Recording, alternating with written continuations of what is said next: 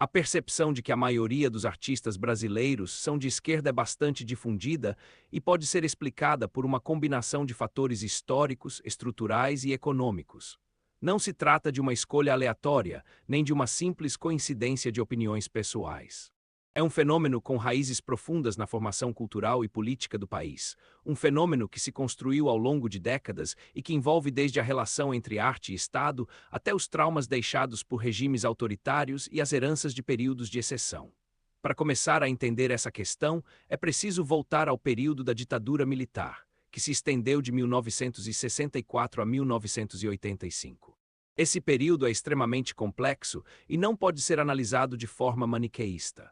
O regime militar surgiu em um contexto de profunda crise institucional, com temores reais de que o país pudesse seguir o caminho de Cuba e se tornar um Estado socialista alinhado à União Soviética. Naquele momento, setores das Forças Armadas, apoiados por ampla parcela da sociedade civil e do empresariado, entenderam que era necessária uma intervenção para conter o avanço do que chamavam de ameaça comunista. O governo militar se lançou em uma luta declarada contra o socialismo e contra grupos armados de esquerda, como a ALN, a VPR e o Mister 8, que recorreram à luta armada e foram considerados narcoguerrilheiros pelo Estado.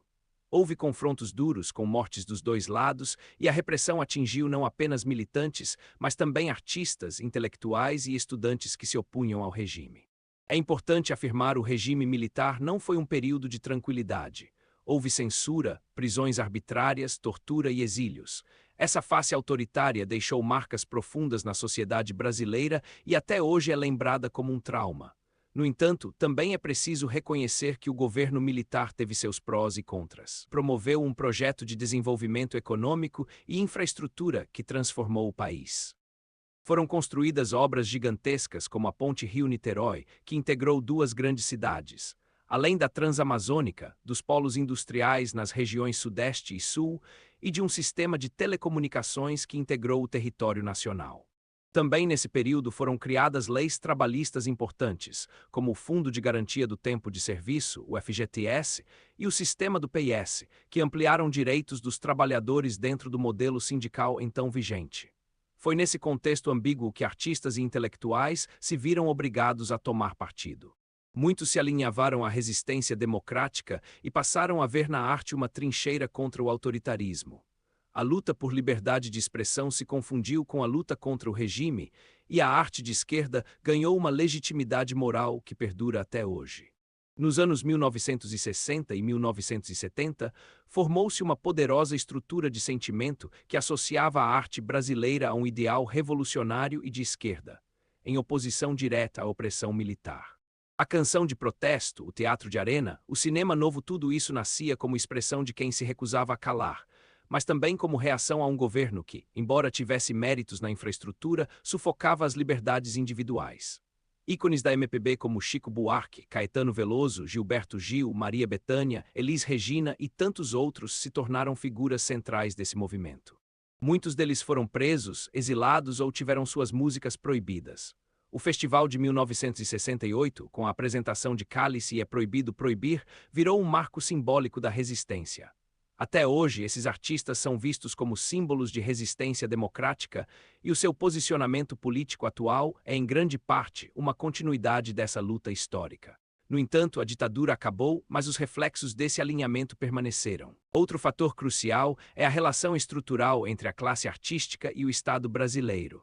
O Brasil nunca desenvolveu um mercado cultural robusto e autossustentável, como o dos Estados Unidos ou de alguns países europeus. Aqui, a cultura sempre dependeu fortemente de incentivos públicos. Muitos projetos culturais são viabilizados por leis como a Lei Rouanet, o Fundo Nacional de Cultura, editais estaduais e municipais. Essa dependência de recursos públicos cria um ambiente no qual os artistas podem se sentir mais inclinados a se alinhar, ou pelo menos a não se opor frontalmente aos governos que controlam ou influenciam a distribuição dessas verbas. E aqui entra um ponto fundamental: o presidencialismo corrupto, que marcou a redemocratização, também não deu certo. Desde a Constituição de 1988, o Brasil viveu sob um sistema presidencialista que, na prática, se transformou em um balcão de negócios entre o executivo e o legislativo.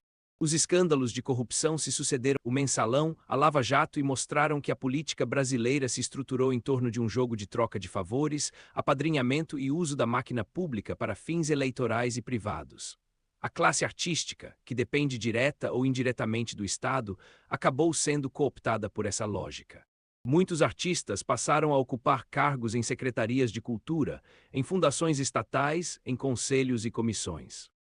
E essa proximidade com o poder público tende a gerar um alinhamento pragmático com os governos de esquerda, que historicamente têm sido os que mais investem nesse tipo de estrutura. Não é apenas uma questão de afinidade ideológica. Há uma questão prática: quem critica o governo que distribui recursos culturais pode ver seus projetos barrados, suas verbas cortadas ou seu espaço diminuído na grande mídia, que também muitas vezes tem alinhamentos políticos. Para artistas que se posicionam publicamente à direita, os riscos profissionais são evidentes. Casos como os de Jojo Todinho, que declarou apoio a Jair Bolsonaro e perdeu contratos publicitários e programas de televisão. Regina Duarte, que aceitou um cargo no governo e foi duramente criticada pelo meio artístico. Cássia Kiss, que se tornou alvo de boicote em emissoras e eventos. Esses episódios mostram que manifestações de apoio a políticos conservadores podem resultar em perda de contratos, afastamento de emissoras e até ostracismo profissional. Isso cria um efeito inibidor forte para aqueles que não se identificam com a esquerda, mas temem as consequências de se declararem. O alinhamento político dos artistas também reflete, muitas vezes, o mercado onde eles estão inseridos e o público que consome seu trabalho. Se a MPB e o rock alternativo são majoritariamente associados à esquerda, a música sertaneja oferece um contraponto claro. O sertanejo, hoje, é o gênero mais ouvido no Brasil e movimenta uma indústria bilionária, fortemente ligada ao agronegócio. Historicamente, os sertanejos sempre estiveram alinhados ao projeto político que beneficiava esse setor. Durante a ditadura militar, os grandes festivais sertanejos eram patrocinados por empresas estatais e os artistas mantinham relações amistosas com o regime.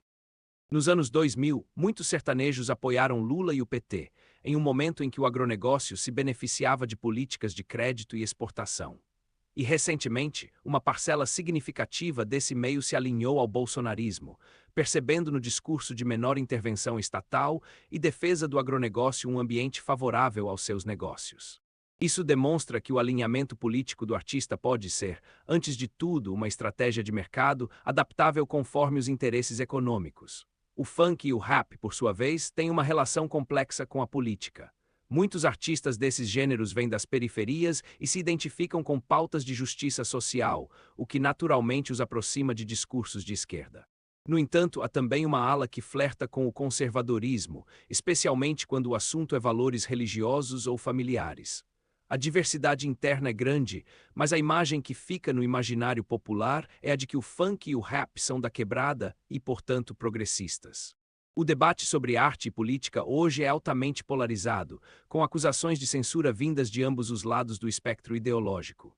Vive-se um ambiente de guerra cultural em que a direita frequentemente tenta censurar o funk, acusado de apologia ao crime e de deturpação dos costumes, e a esquerda tenta censurar o humor, acusado de preconceito e de reforçar estereótipos. Humoristas como Danilo Gentili, Rafinha Bastos e Léo Lins já sofreram processos, boicotes e até mesmo a retirada de seus programas do ar após pressões de setores progressistas. Por outro lado, funkeiros como Milcem da Leste e Condzilla já foram alvos de investigações e tentativas de criminalização do gênero por parte de setores conservadores. Nesse contexto de guerra cultural, muitos artistas que fogem ao alinhamento de esquerda acabam sendo alvo de campanhas de cancelamento nas redes sociais, perda de patrocínios e até exclusão de festivais e eventos. Além disso, alguns analistas apontam que, apesar do protagonismo dos artistas nas ruas, a esquerda enfrenta uma crise de representação popular.